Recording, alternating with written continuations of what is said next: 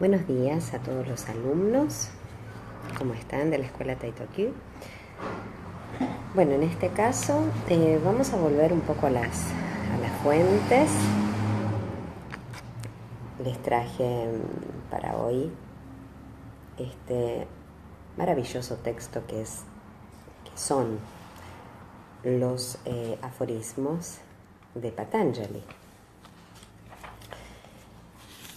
He tenido la suerte de estudiar en la universidad con el profesor Walter Gardini, que era un estudioso y un traductor de estos aforismos que nos llevan a la esencia, ¿sí?, del yoga, entre tanta modernidad, entre tanta cosa física que hoy y de moda que hoy manifiesta lo que es lo pseudo-yógico. Los voy a traer un poquitito a las fuentes, ¿sí?, para que podamos entre todos aprender de este gran codificador que fue Patanjali, ¿sí? Primero, ante todo, decir que Patanjali no inventó el yoga, ya existía antes que él y siguió desarrollándolo de diferentes maneras, ¿no? Los Yoga Sutras fueron adquiriendo un lugar muy importante y se impusieron como el texto clásico del yoga, ¿no?, o de el yoga real o Raya Yoga.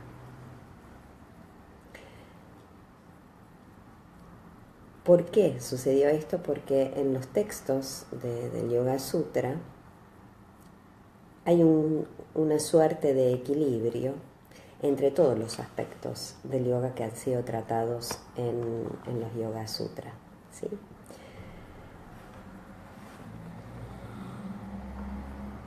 En el siglo X después de Cristo aparece el primer tratado sobre el Hatha Yoga, el yoga de la fuerza, que pone el acento en el esfuerzo por dominar las posibilidades físicas y psíquicas del hombre, con el fin de trascender la enfermedad, la vejez y la muerte. Enfermedad, vejez y muerte.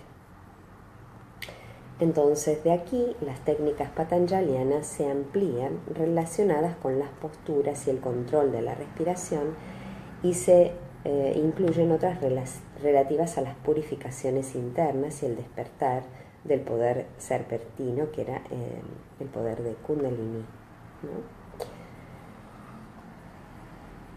Entonces, vamos a nombrar que el Hatha Yoga también utiliza una gran parte de lo que es la terminología del Tantra, ¿sí?, que es el yoga de los poderes del conocimiento. Esto está tomado de uno de los teóricos que se llama Asanga y que es del siglo VI, ¿sí? La divinidad principal del Tantra es Shiva, que tiene su trono bajo el cráneo en el loto de los 1000 pétalos. Cuando, digamos, se presupone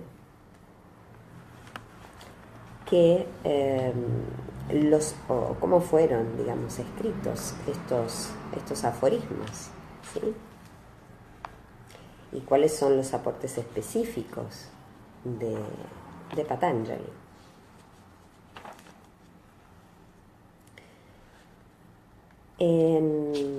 Se cree, digamos, que Patanjali vivió en el siglo II antes de Cristo, ¿sí?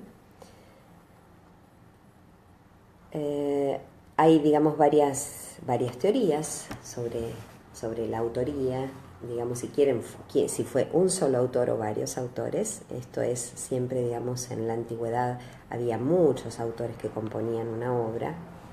Nadie se adjudicaba como en la modernidad esta cosa del copyright, de la cual yo soy tan crítica hoy en día.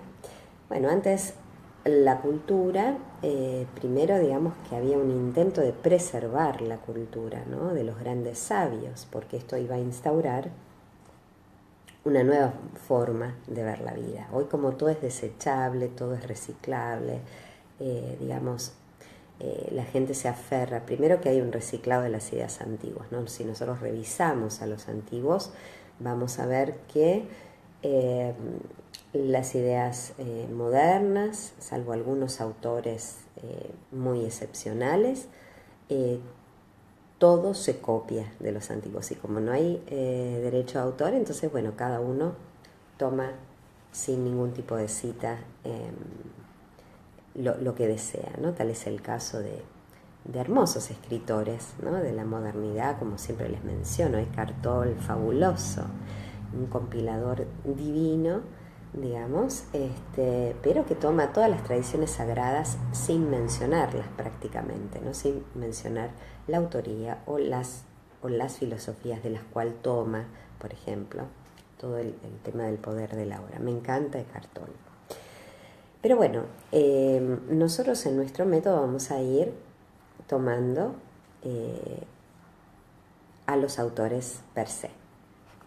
Entonces, hablando de Patanjali y de esta autoría general, ¿no? O grupal, lo que se ve también es que hay como distintos registros en la obra. Por eso también se habla de varios autores o compiladores, ¿sí? Dentro de esta obra.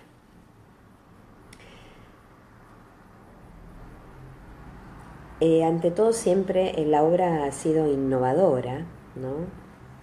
Porque Patanjali lo que quiso hacer, la obra lo que quiso hacer es sumamente innovadora y crear una doctrina nueva y ofrecer una elaboración sistemática de la enseñanza y de la práctica del yoga de su tiempo.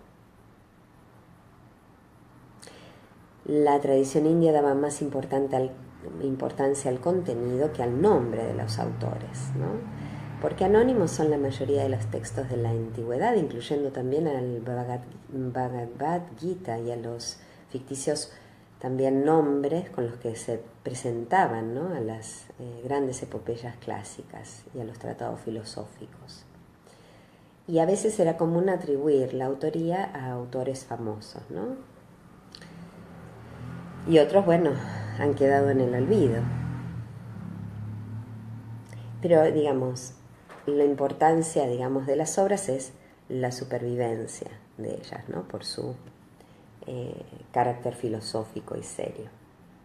Entonces, los aforismos se van a dividir en 4 capítulos o partes. La parte se llama Pada, ¿sí? Cada uno tiene un título que expresa la idea fundamental. En el primero, como habíamos dicho, comienza al revés, digamos. En el primero se está dedicado a la concentración, al samadhi, y a los obstáculos que tenemos frente a las etapas graduales, a través de las cuales se llega a la cesación de estos procesos mentales, ¿no? Que sería justamente lo que definimos la clase pasada como el fin del yoga, la cesación de los torbellinos de la mente o de los obstáculos, ¿sí? El segundo se titula La práctica, el sadhana, y se refiere a los medios que se deben utilizar para conseguir el control de la mente. Se necesita ver con claridad los impedimentos y cuáles son las causas que producen estos obstáculos. El hombre queda envuelto en el dolor, enredado en el ciclo de los nacimientos, y es posible salir a través de una opción fundamental que oriente decididamente, muy bien, Lu, Yoga Chitta Vritti Nirodha, hacia la otra orilla y ponga al practicante en la escalera de los 8 peldaños que lleva a la meta, ¿sí? Lo que vimos la clase pasada. En el tercer capítulo hay una dedicación a los poderes que se llaman Vibhuti, que se estudian en las últimas 3 etapas del proceso yógico y los efectos extraordinarios que experimentamos cuando hemos llegado a la concentración perfecta. Alguien, si quiere mandar un WhatsApp para saber que estoy transmitiendo al grupo, lo puede hacer, ¿sí? Así me ayudan un poquito.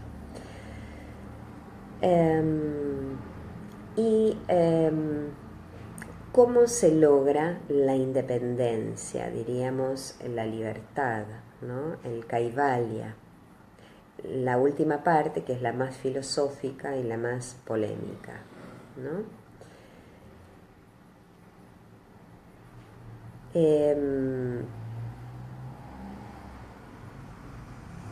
Bien. ¿Cuál va a ser el contexto metafísico del libro de los aforismos? Es el hombre auténtico, que es el Purusha. La materia originaria, que sería la naturaleza, ¿no? la materia, digamos la prakriti, y el yo empírico, que es ahamkara. Ahamkara, el ego. Es decir, estos son los tres protagonistas de esta, digamos, novela del descubrimiento, diríamos, ¿no? El Purusha, el testigo, que es el hombre auténtico o el ser, ¿no? Como lo llamábamos la otra vez, y el ahamkara, que es el que, digamos, es el que se mueve en busca de y tiene los obstáculos para alcanzar el samadhi, y la materia, prakriti, que es en donde se desenvuelven los procesos. El Purusha es inmóvil, eterno, perfecto, autónomo, es pura ciencia, autotransparencia del ser, sin cualidades ni deseos y sentimientos de felicidad o de amor que implicarían la imperfección. Es simplemente un testigo espectador de lo que acontece. También la materia es eterna, pero con atributos distintos y complementarios a los del espíritu. Es activa, es constante, en mutación, sin conciencia. Es la posibilidad de que todo exista. La causa incausada del mundo visible, el sustrato imperceptible de todas las cosas. Esa es la definición de Prakriti. Pero hay elementos o tendencias de los cuales hablamos que son los gunas, que componen y que se encuentran en un primer momento, digamos, de la creación en equilibrio, estos tres gunas. Este equilibrio por algunas causas se rompe y se empiezan a aparecer todos los principios que son los tattvas, el mundo visible. Luego aparece la inteligencia, la individualidad, la mente, los sentidos, los elementos sutiles y groseros de la realidad subjetiva y objetiva. Entonces, en este proceso evolutivo,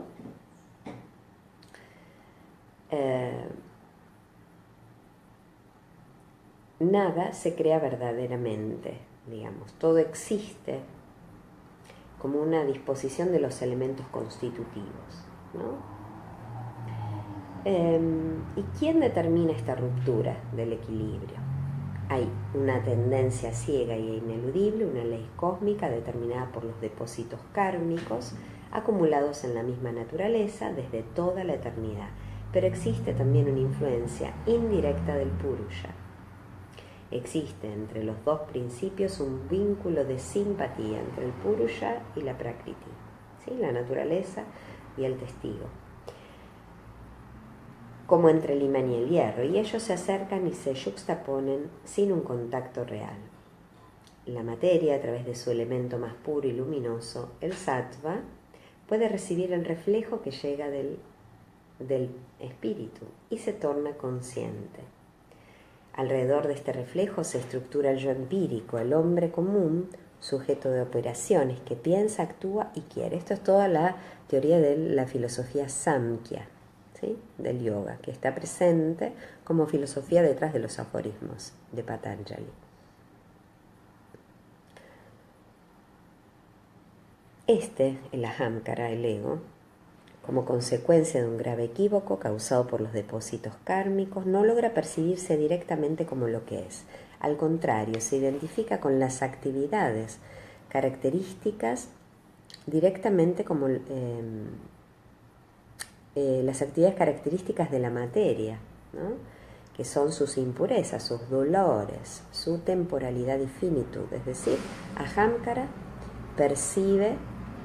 solamente se identifica con los movimientos de la materia, ¿sí? Impurezas, dolores, finitud. Es como un espectador que, cautivado por la aventura que se está desarrollando en el escenario, se olvida de sí mismo y se transforma en actor, ¿sí? Como en la antigua alegoría de Platón, de la caverna, ¿sí? El yo absoluto entonces queda envuelto en la danza cósmica de la materia y aparece el yo finito por obra de la ignorancia y de la ilusión. El espíritu y la materia son plenamente reales, como lo testimonia la eternidad de su existencia, pero falsa es la relación que se establece entre ellos y el mundo, e ilusorio es el yo empírico, protagonista de la vida ordinaria, ¿sí?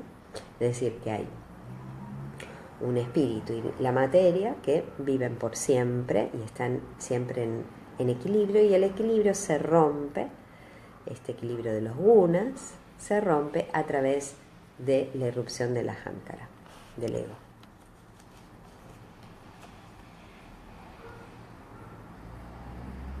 La materia, a través de el reflejo del espíritu, se vuelve consciente y empieza una serie de transformaciones infinitas hasta llegar a las creaciones artísticas y literarias que constituyen el contenido de la historia. La materia, movida por una ley inmanente, se pone al servicio del espíritu para ayudarlo a purificarse y a recuperar la liberación. Entonces, todos los acontecimientos tienen un carácter teleológico bien definido: acelerar el triunfo del espíritu en su plenitud. Todos estos presupuestos metafísicos están comprendidos en la obra de Patanjali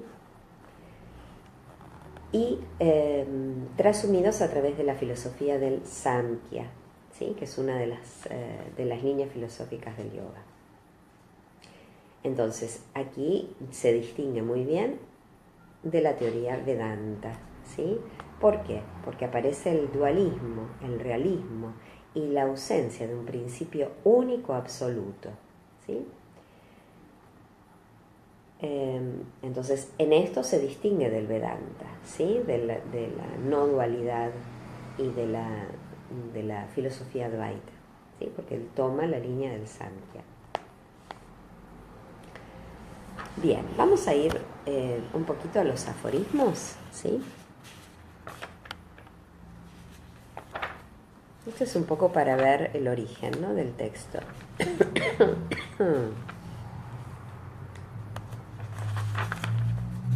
Vamos a repasar un poquito los aforismos. La primera parte se llama la concentración de la mente. Bienvenidos a todos. A ver si podemos... No sé si pueden... Ahí está, eso. Bien. Hola, María del Carmen. Dice Patanjali, ahora empieza la enseñanza del yoga. Primer aforismo. El yoga es la supresión de las modificaciones de la mente. ¿Sí? Exacto, mi amor. Entonces, el vidente permanece en su propia naturaleza, ¿sí? El purusha permanece en su prakriti. En los otros casos hay identificación con las modificaciones. Cuando el vidente se identifica con las modificaciones de la mente, ¿qué ocurre? Identificación, ¿sí? Las modificaciones mentales son perturbadoras y no perturbadoras, y son 5. Recto conocimiento, error, imagen fantástica, sueño profundo y memoria. Estos 5 aspectos son modificaciones de la mente, con las cuales tenemos que tener especial atención. Los elementos del recto conocimiento son la percepción directa, la inferencia y el testimonio. Aforismo 8. El error es un conocimiento falso que no se fundamenta sobre la forma real del objeto. Esto es, digamos, bien común de la filosofía, ¿sí? Cómo percibimos la realidad de un objeto. Aforismo 9. La imagen fantástica es una ficción de palabras, vacía de objetividad. 10. El sueño profundo es una modificación de la mente basada sobre la ausencia del contenido. 11. La memoria consiste en el no dejar que desaparezca un objeto experimentado. Exquisita definición de lo que es la memoria.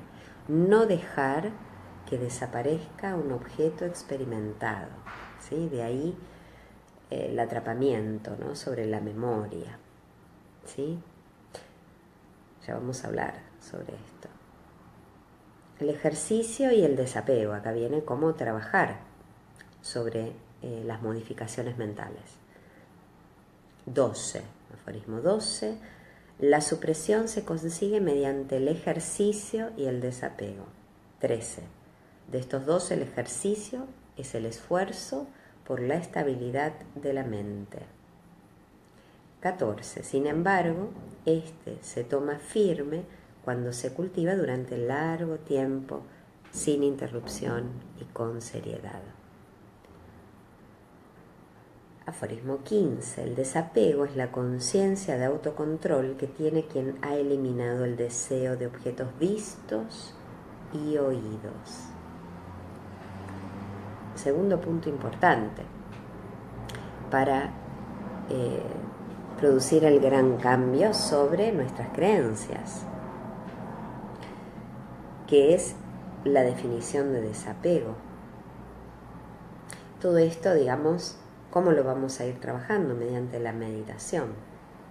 Es un proceso muy largo, muy profundo, en donde tienen que intervenir, obviamente, un maestro en el acompañamiento del proceso más importante de todos, que es el control de nuestra mente, ¿sí? La mente con descontrol es la que produce el caos, ¿sí? El sufrimiento.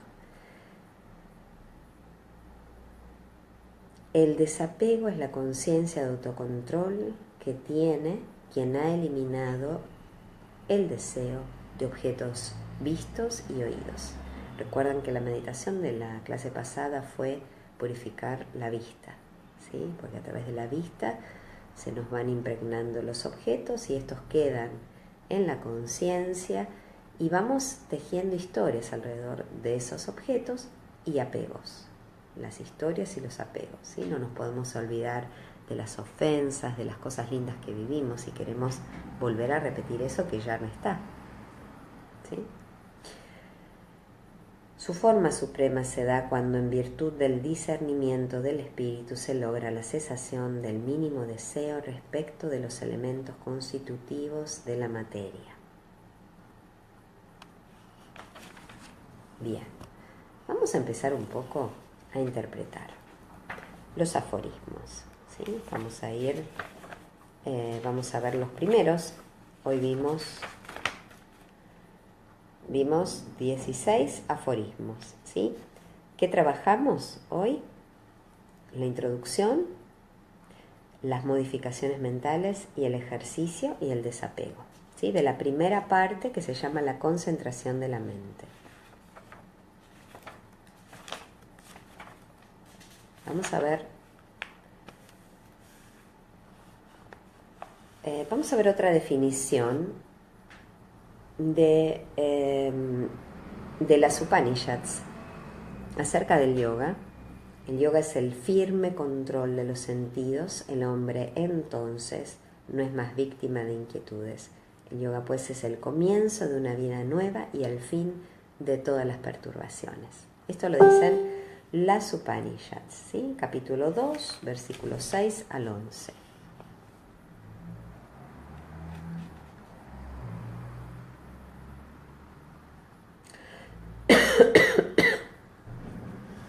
¿Qué les parece? A ver, cuéntenme algo de lo que vieron, si ya lo habían visto de esta manera.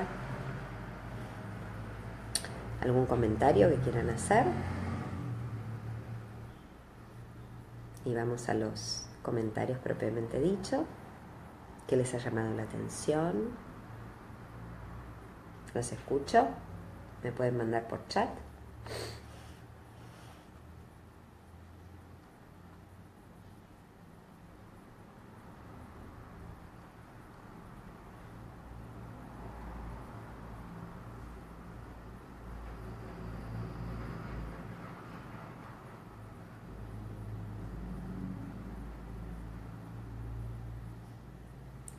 Bueno, no tiene ningún comentario, prosigo. Cuando Patanjali dice ahora, empieza. Bueno, me alegro mucho, Ani. Ahora empieza la enseñanza del yoga. Es decir, este ahora es aquí, es un llamado de atención para comenzar a estudiar.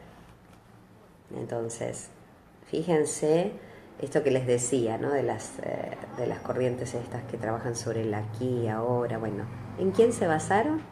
Aquí, Patanjali. Entonces, volvemos a los clásicos, ¿sí? Porque eran personas, digamos, no mercantilistas, ¿sí? La cultura era distinta, era una sabiduría que fundamentaba la cultura, ¿no? ¿Y de dónde proviene el término yógico? Bien, el término yoga ya aparece en distintos pasajes del Rig Veda, que eran los primeros textos escritos de la filosofía yoga, ¿sí? El yoga en un principio era atar, junto o sujetar. Primero la palabra yoga se utilizaba para sujetar a los animales, ¿sí? Y después en las Upanishads al control de los sentidos, arrastrados como caballos desenfrenados por los diferentes objetos sensibles, ¿sí? Esa gran alegoría que siempre les comento de las Upanishads, ¿sí? Bien. La palabra se refiere a un conjunto de doctrinas y técnicas psicofísicas que apuntan al control de la mente y del cuerpo que se ha desarrollado a lo largo de la historia. Patanjali no especifica el tipo de yoga que quiere tratar. En la India lo han descrito como el yoga raya, ¿no? Raya yoga. Y este yoga ha tenido supremacía sobre los otros, ¿sí?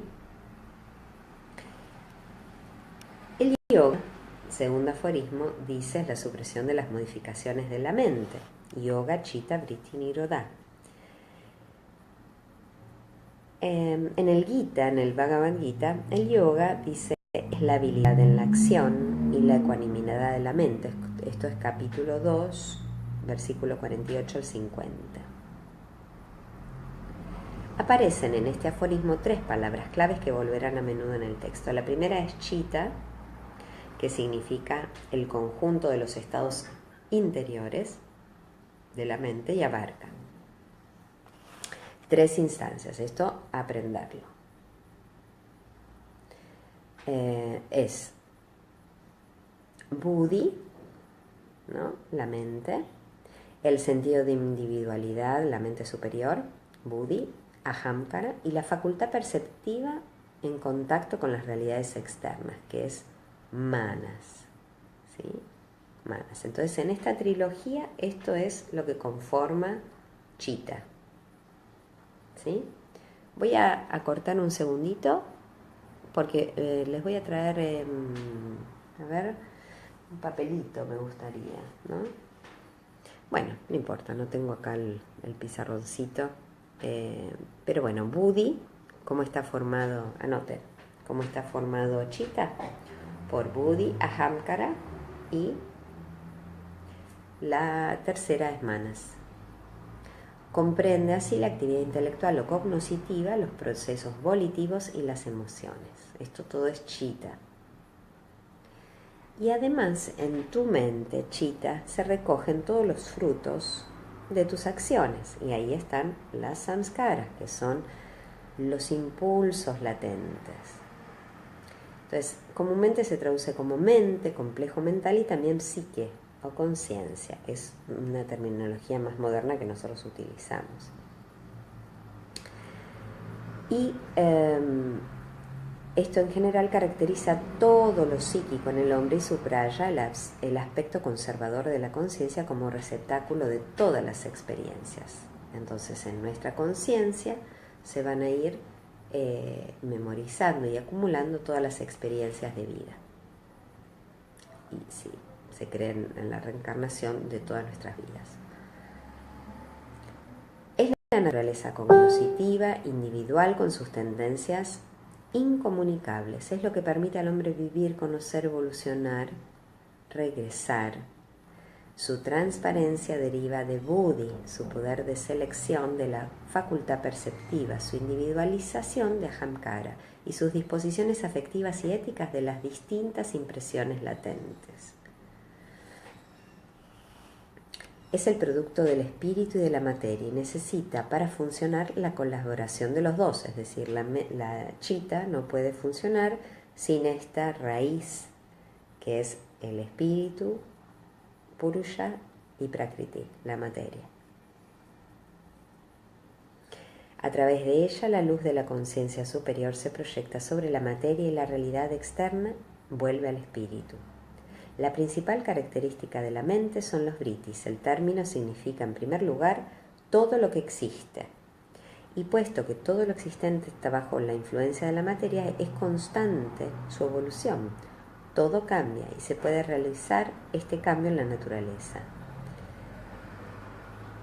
Entonces, como en los aforismos se habla de la mente, los vrittis pueden ser identificados como procesos o estados mentales, que es más cercano a nuestro lenguaje psicológico actual, modificaciones, ya que es el acto cognoscitivo, la mente que forma el objeto que percibo modificándose, o fluctuaciones o torbellinos, que son referencias a la comparación a menudo utilizada de las olas, que con sus agitados movimientos perturban la superficie del lago y esconden la visión de lo que yace en el fondo. ¿Sí? Entonces tenemos tres definiciones de vrittis. Una era procesos mentales, la otra es modificaciones y la otra es fluctuaciones o torbellinos.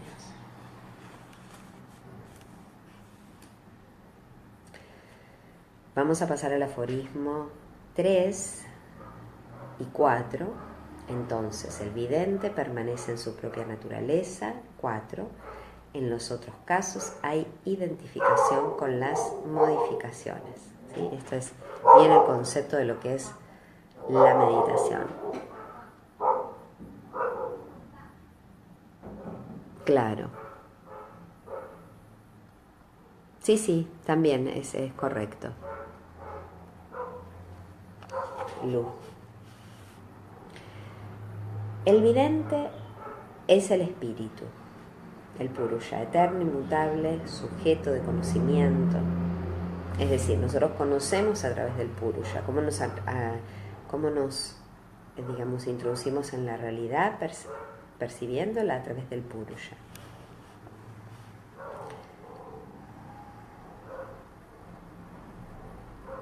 Cuando se une a un cuerpo humano, el Purusha, porque es el espíritu, ¿no?, queda oscurecido por la materia. Frente a sí tiene una infinidad de objetos ubicados en el espacio y en el fluir del tiempo. Como puente de unión posee la mente y los sentidos, con los que puede percibir todo lo que lo rodea. Su vida consiste precisamente en esta toma de contacto siempre más perfecta y consciente. En este proceso se produce un trágico equívoco o error. Su identificación con la actividad mental, es decir, el Purusha, unido a la materia, se identifica con los procesos del pensamiento y con los procesos de la captación sensorial y con todo lo que en ella está reflejado. Entonces, el principio pensante, el espíritu eterno, al entrar en contacto con los objetos a través de los órganos de los sentidos, cobra espontáneamente la contextura de su experiencia inmediata y queda coloreado por ella, adopta las emociones, reacciones que le caracterizan, placeres, dolores, cambios. Por eso se le compara con el cobre derretido, que al ser vertido en un catín toma la forma de este. ¿Sí?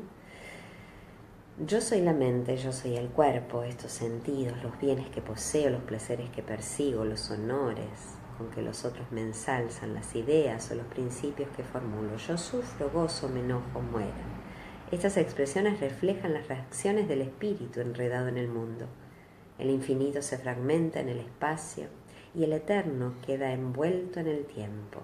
Lo inmóvil está sujeto a cambios constantes, como en el mito de Platón, ¿sí? El espíritu libre se vuelve cautivo en las tinieblas de la caverna. El imán, cubierto de polvo, pierde toda su fuerza. La hundida en el barro no luce y el cachorro de tigre criado entre cabras no tiene más conciencia de su verdadera naturaleza. Estos eran las imágenes que se utilizaban para los comentarios, para significar la pérdida de la identidad del espíritu, el olvido, esto hablaba mucho Platón, ¿no? El olvido de la naturaleza primordial. Y hay una proyección de sí sobre el mundo. Las causas de estos trastornos es la raíz de todos los errores. ¿Y cuál es? La mente. Ella es la que introduce los objetos exteriores y los valora. Ella prepara las imágenes con que tiene al espíritu cautivo y lo ofusca.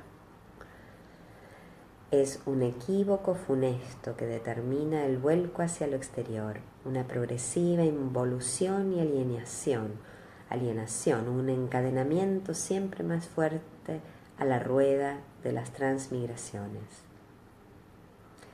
De la misma manera que un animal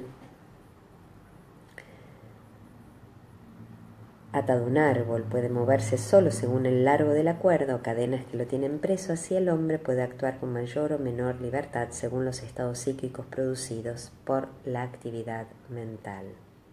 Entonces hay que romper esa espiral y estas ataduras, y al punto neurálgico es otra vez la mente, ¿sí? Pero la mente tiene esta doble cualidad, te puede esclavizar y te puede liberar. Entonces, cambiando los procesos mentales se cambia a los hombres. Las imágenes mentales deben volverse cada vez más sutiles, más puras, más tranquilas, transparentes, hasta que esas imágenes puedan reflejar un vislumbre del espíritu. Bueno, hasta acá llegamos hoy. Hemos visto muchísimo. Espero que lo puedan comenzar a trabajar, ¿sí? A purificar los estados de la mente. Esto encierra la libertad interior y por lo tanto su práctica mediante la disciplina y el esfuerzo, tanto desde la lectura, desde las clases, claro, les va a permitir a todos, gracias Lu por tu aporte, comenzar este profesorado, que es un viaje hacia la purificación de ustedes mismos, que esto, digamos, no termina, esta enseñanza, siempre tenemos que estar a prueba, porque la mente tiene en su naturaleza la identificación con la materia y con los procesos del pensamiento, siempre tiene que ponerse a prueba. Entonces los invito siempre a profundizar en la meditación y en el conocimiento de la realidad. Muchas gracias y nos estamos viendo en las clases. Que tengan un hermoso día.